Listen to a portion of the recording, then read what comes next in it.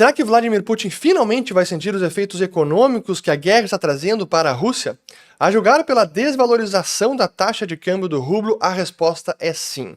E é isso que eu quero mostrar para vocês nesse vídeo, quais são os choques macro que estão impactando a economia do país, como Putin está contornando esses problemas e como essa situação pode ser determinante para o curso da guerra na Ucrânia. Mas é preciso começar relembrando o que aconteceu com a moeda russa lá no início da guerra, em fevereiro do ano passado, quando houve uma disparada na taxa de câmbio que foi impressionante.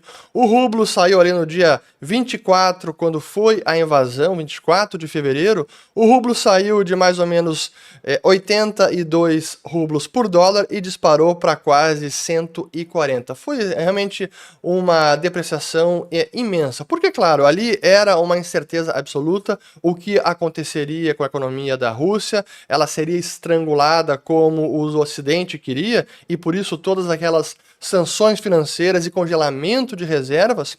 Mas a verdade é que no início da guerra, os primeiros meses, pouco do que o Ocidente gostaria acabou acontecendo. E o Banco Central da Rússia, sob o comando da Elvira, que é uma banqueira central que pilotou muito bem a conjuntura naquele momento, ela simplesmente disparou também as taxas de juros. Vou colocar aqui no gráfico, onde ela jogou a taxa básica de 9,5%, que estava na véspera do início da guerra, para mais de chegou a 20% a taxa básica, então, logo depois do início do conflito.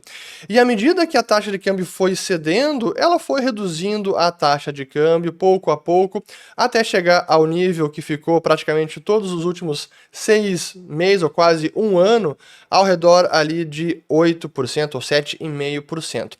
Mas o que aconteceu mais recentemente? Até eu vou dar um zoom out aqui no gráfico para a gente ver o que está acontecendo. O que houve nesses últimos meses? Primeiro, todo esse esforço bélico está pesando sobre os cofres públicos da Rússia, que está tendo que gastar mais. Isso se traduz em déficits fiscais crescentes. E é o que a gente está vendo aqui pelo gráfico dos déficits da Rússia. Vejam, até aqui são os últimos 25 anos.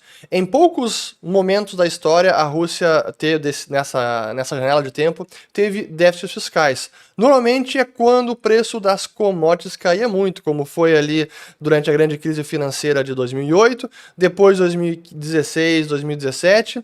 aí com a pandemia e agora novamente. Só que agora, deixa eu colocar os últimos 10 anos, agora a conjuntura internacional ainda é de commodities com preços elevados. Pelo menos o barril de petróleo ainda está acima de 80 dólares no barril. Mas ainda assim, a Rússia está agora enfrentando déficits fiscais.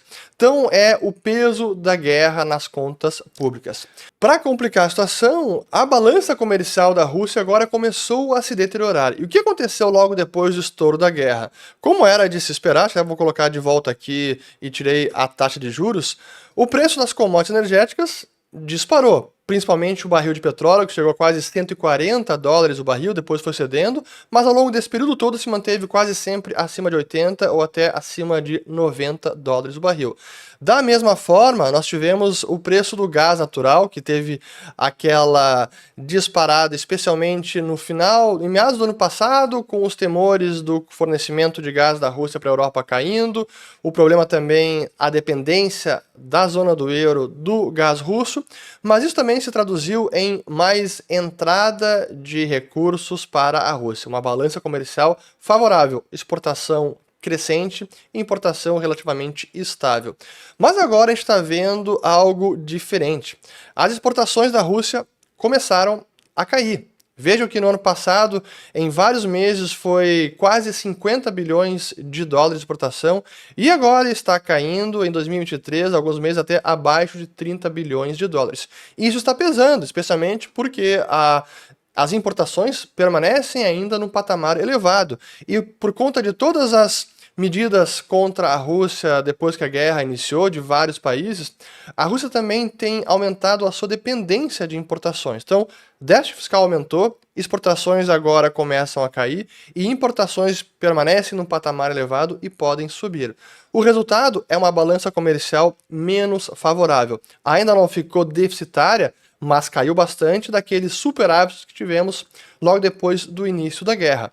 Isso significa que a conta corrente russa começou a se deteriorar bastante. E junho foi o primeiro mês em mais de 2 anos em que a Rússia registrou um déficit em conta corrente de 1,4 bilhão de dólares. Aqui temos então o resultado por trimestres. Vejam como o segundo trimestre de 2023 mostrando uma queda forte. Então, quando a gente olha as contas macro e esses choques, tudo isso pesa sobre a economia russa e está pesando especialmente agora na cotação do rublo.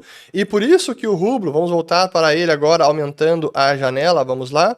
Vejam só, o rublo agora chegou a tocar 100 rublos por dólar, essa foi a desvalorização do rublo. Isso significa que no último ano, vamos lá, colocar aqui em percentual, a taxa de câmbio subiu mais de 50%. E qual foi a resposta do Banco Central da Rússia? Recentemente, decidiram elevar a taxa de juros para 8,5%, de 7,5% para 8,5%. Isso foi ainda em julho, mas isso não foi suficiente para conter essa desvalorização. E aí hoje foi, agora nessa semana, uma tacada de 3,5%, indo então para 12% a taxa básica do Banco Central da Rússia. Por enquanto, os efeitos foram significativos, a taxa saiu de 100 para 94, mas ainda longe do que estava 6 meses atrás.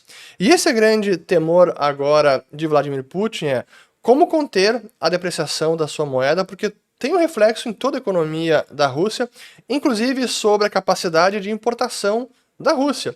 E por isso que vimos agora o Putin realizar uma reunião de emergência para verificar a possibilidade ou necessidade de controles de capitais sobre a moeda russa. É algo que não acontece há muito tempo, que a banqueira central, a Elvira, ela é contra esse tipo de medida, mas é uma medida emergencial, ela é extraordinária e talvez seja necessária por todas as complicações que hoje a economia da Rússia enfrenta, por conta da guerra, por conta das sanções, congelamento de reservas, que é uma arma importante que um banco central pode utilizar para defender a sua taxa de câmbio, vende reservas para comprar rublos e com isso consegue defender o câmbio, mas agora com uma boa parte das reservas congeladas, ela está incapacitada de realmente defender a moeda russa. E a única maneira é aumentando os juros. Só que esse aumento agora não surtiu tanto efeito assim quanto gostariam. Por isso, agora, esse tipo de medida. Só que o problema é que o controle de capital não consegue ser completamente eficaz. E nessa matéria do Financial Times, eles explicam que as várias medidas que já existem, como por exemplo, uma de exigir que os exportadores vendam até 80% da sua receita em moeda estrangeira dentro de 90 dias. Então, essa é uma proposta.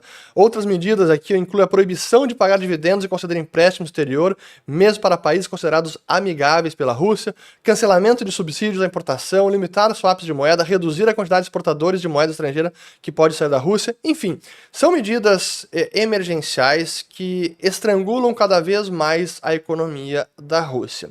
E talvez agora, finalmente, o que o Ocidente, OTAN, Estados Unidos, queria que impactasse a economia da Rússia, com todas aquelas medidas também que foram tomadas com as sanções de congelamento, as medidas também de impor um teto ao preço do barril de petróleo que os países podem comprar da Rússia, tudo isso agora começa a surtir efeito e de forma mais substancial. Esse é o grande dilema que tem agora Vladimir Putin. E se esses choques macros seguem se agravando, isso vai impor mais limitações à capacidade de importação pelo país e, em última instância, pode até comprometer o financiamento da guerra na Ucrânia. Então não subestimem os impactos que podem ter choques macroeconômicos sobre a economia da Rússia e até mesmo para determinar o curso do conflito e, quem sabe, provocar uma negociação de paz, um cessar-fogo e, de alguma forma, abreviar essa guerra. Espero ter gostado desse vídeo, vou colocar aqui mais 2 sobre o assunto, como isso impacta a economia mundial e os mercados. Volto no próximo, se gostaram do conteúdo, se inscrevam no canal, ativem o sininho e até mais.